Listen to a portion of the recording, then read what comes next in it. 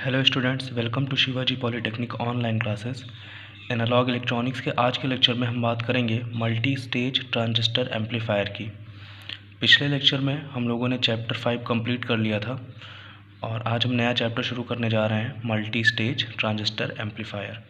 तो सबसे पहले बात कर लेते हैं कि मल्टी स्टेज ट्रांजिस्टर एम्पलीफायर होता क्या है।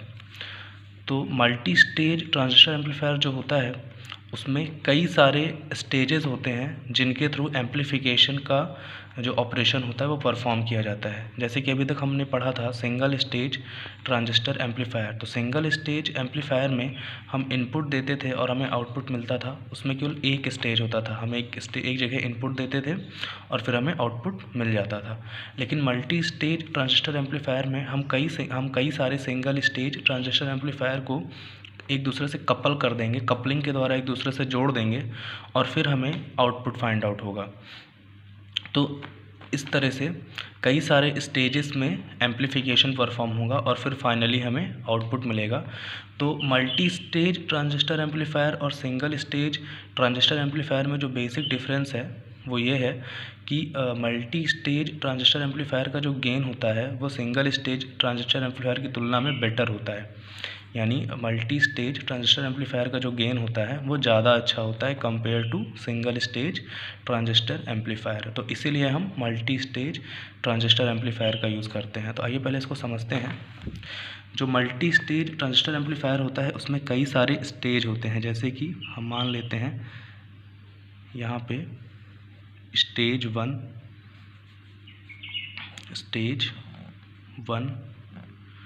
फिर यहाँ पे एक कोई कपलिंग डिवाइस लगेगी। जो हम कपलिंग करते हैं कई सारे स्टेजेस को आपस में, तो उसमें हम एक कपलिंग डिवाइस का यूज़ करते हैं। और वो कपलिंग डिवाइस कौन कौन सी होती हैं अभी हम आगे डिस्कस करेंगे। यहाँ पे कपलिंग डिवाइस का यूज़ करेंगे और फिर उस कपलिंग डिवाइस के थ्रू स्टेज 2 को इसमें जोड़ देंगे, स्टेज 2 को जोड़ देंगे। इसी तरह हम आगे भी एक कपलिंग डिवाइस का यूज़ करेंगे, स्टेज 3 को जोड़ देंगे। आगे फिर एक कपलिंग डिवाइस का यूज़ करेंगे, स्टेज 4 को जोड़ देंगे। तो जैसे हमें रिक्वायरमेंट है उस तरह से हम कपलिंग डिवाइस का यूज़ करके ऐड कर सकते हैं स्टेजेस को। ये स्टेजेस क्या हैं, ये एक सिंगल स्टेज एम्पलीफायर है। फिर हमने उसके साथ एक दूसरा सिंगल स्टेज एम्पलीफायर जोड़ दिया, फिर कपलिंग के थ्रू एक तीसरा सिंगल स्टेज एम्पलीफायर जोड़ सकते हैं। ठीक है ना। तो मान लेते हैं जो स्टेज 1 है वहाँ पे हमने इनपुट दिया, तो आउटपुट हमें जो फाइनल आउटपुट मिलेगा वो कहाँ पे मिलेगा, जो फाइनल आउटपुट मिलेगा वो स्टेज 2 पे हमें यहाँ पे फाइनल आउटपुट मिल जाएगा। तो वह प्रक्रिया जिसमें हम दो स्टेजेस को जोड़ते हैं इसको हम कपलिंग कहते हैं। और इसके बाद अगर हम तीसरा स्टेज भी जोड़ेंगे, चौथा स्टेज भी जोड़ेंगे तो ये इन्हें हम बोलते हैं कास्केडिंग। जैसे कि कई सारे स्टेज को एक साथ जोड़ना क्या कहलाता है, कास्केडिंग कहलाता है। ठीक है ना। एक कास्केडिंग पैटर्न में इसको हम जोड़ देते हैं। और यहाँ पे किसके थ्रू जोड़ते हैं, कपलिंग डिवाइस के थ्रू। अब ये कपलिंग डिवाइसेस क्या होती हैं, मेनली हम दो तरह की कपलिंग डिवाइस का यूज़ करते हैं। पहला कैपेसिटर आप लोग पहले ही पढ़ चुके हैं, जो कपलिंग कैपेसिटर्स हम यूज़ करते थे। और दूसरा ट्रांसफॉर्मर्स। तो इन दोनों को हम as a coupling device mainly use करते हैं। ठीक। अब कपलिंग डिवाइस के काम क्या होते हैं, तो कपलिंग डिवाइस के जो मेन काम होते हैं, पहला ये होता है कि देखिए यहाँ स्टेज 1 पे हमने जो इनपुट पे सिग्नल दिया और आउटपुट हमें कोई सिग्नल मिला। ठीक। तो उस आउटपुट सिग्नल में जो एसी सिग्नल है, उस आउटपुट सिग्नल में जो एसी सिग्नल है, उस एसी सिग्नल को स्टेज 1 के आउटपुट से स्टेज 2 के इनपुट तक पहुंचाने का काम होता है कपलिंग डिवाइस का। और यहाँ पे जो भी डीसी सिग्नल्स होते हैं, यहाँ आउटपुट पे जो भी डीसी सिग्नल्स होंगे स्टेज 1 के आउटपुट पे, उनको ये कपलिंग डिवाइस क्या कर देगी, ब्लॉक कर देगी। उनको ये कपलिंग डिवाइस ब्लॉक कर देगी, केवल एसी को ही यहाँ पे स्टेज 1 के आउटपुट से स्टेज 2 के इनपुट तक पहुँचाएगी। ठीक है ना। तो आई होप आपको कपलिंग कैपेसिटर्स जो होते थे उनका काम मैंने आपको समझाया था सिंगल स्टेज ट्रांजिस्टर एम्पलीफायर पढ़ते समय। तो आपको समझ में आ रहा होगा कि यहाँ पे वो डीसी को ब्लॉक कर देता है कपलिंग डिवाइस और एसी को पास कर देता है आगे की तरफ, यहाँ के आउटपुट से यहाँ के इनपुट पे। ठीक। तो ये दो काम होते हैं, इनको मैं लिख देता हूँ। कपलिंग डिवाइस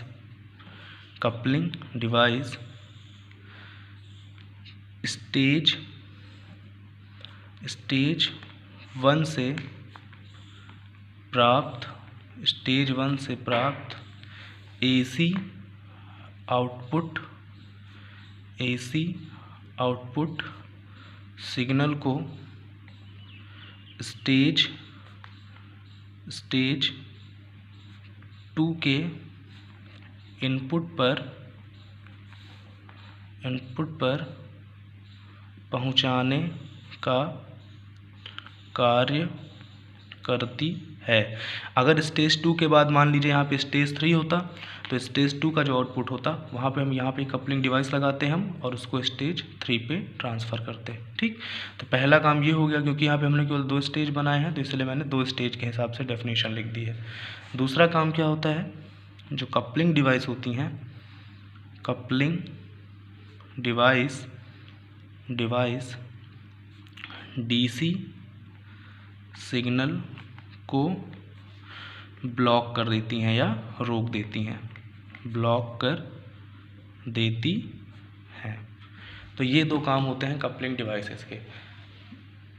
अब आइए थोड़ा बात कर लेते हैं मल्टी स्टेज ट्रांजिस्टर एम्पलीफायर के गेन की। ठीक, यहाँ पे मान लेते हैं हम जो इनपुट देते हैं उसको V1 नाम दे देते हैं।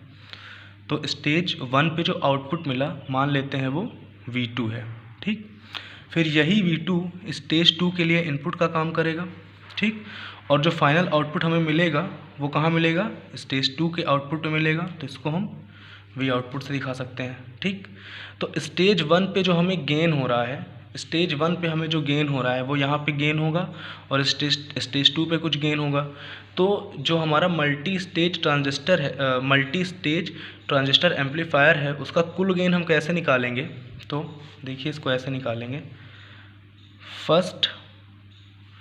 फर्स्ट या ऐसे लिख लेते हैं, स्टेज 1 पर गेन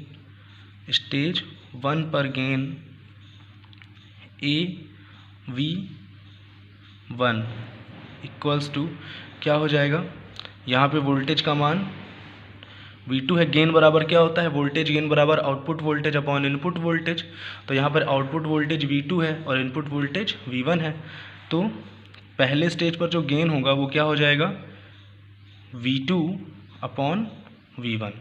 तो ये स्टेज 1 पर गेन हो जाएगा। अब अगर स्टेज 2 पर गेन निकालें तो स्टेज 2 पर गेन, इसको लिख लेते हैं AV2 से, क्योंकि गेन को हम AV से दिखाते हैं तो स्टेज 2 पे जो गेन होगा उसको हम AV2 मान लेते हैं। तो AV2 इज इक्वल्स टू यहाँ पे V आउटपुट, यानी इसका जो आउटपुट है यानी VO, और इनपुट पे क्या है V2, तो VO अपॉन V2। ठीक, तो अब जो मल्टी स्टेज ट्रांजिस्टर एम्पलीफायर है उसका कुल गेन कितना हो जाएगा, टोटल गेन इसको AV से दिखाएंगे, equals to AV1 into AV2। Then AV equals to AV1 का मान कितना है, V2 बाई V1। AV2 का मान कितना है, V0 अपॉन V2। ये कैंसिल आउट हो जाएगा तो क्या बचेगा, V आउटपुट अपॉन V1, यानी AV बराबर हो जाएगा VO अपॉन V1। तो कुल गेन जो होगा मल्टी स्टेज ट्रांजिस्टर एम्पलीफायर का वो इतना हो जाएगा। अब अगर हम मान लेते हैं कि यहाँ पे अगर हमने n नंबर ऑफ़ स्टेजेस जोड़े होते, n नंबर ऑफ़ स्टेजेस अगर हमने जोड़े होते, मान लीजिए इस तरह से हमने कुछ बनाया होता। आई होप आपको ये समझ में आ गया होगा कि AV बराबर V0 अपॉन V इनपुट हो गया, VO अपॉन V1 हो गया। ठीक, अगर हमने यहाँ पे कई सारे स्टेजेस बनाए होते, सपोज़ करिए ये स्टेज 1 यहाँ पे एक कपलिंग डिवाइस लगा देते, CD यानी कपलिंग डिवाइस।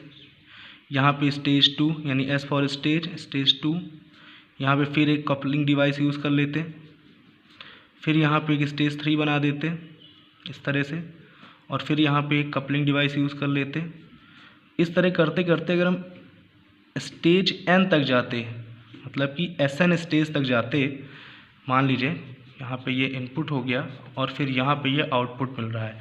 तो अगर मान लीजिए कि यहाँ पर ये S for stage 1, stage 2, stage 3, stage N और ये coupling device C for coupling, D for device, यहाँ पे ये कपलिंग डिवाइसेस यूज़ हो रहे। तो मान लीजिए यहाँ पे अगर N स्टेज होते तो जो गेन होता फाइनली उसमें N नंबर ऑफ जो ये स्टेजेस हैं उनको हम आपस में मल्टीप्लाई कर देते, तब हमें कुल गेन मिल जाता है। जैसे मान लीजिए कैसे होता है ये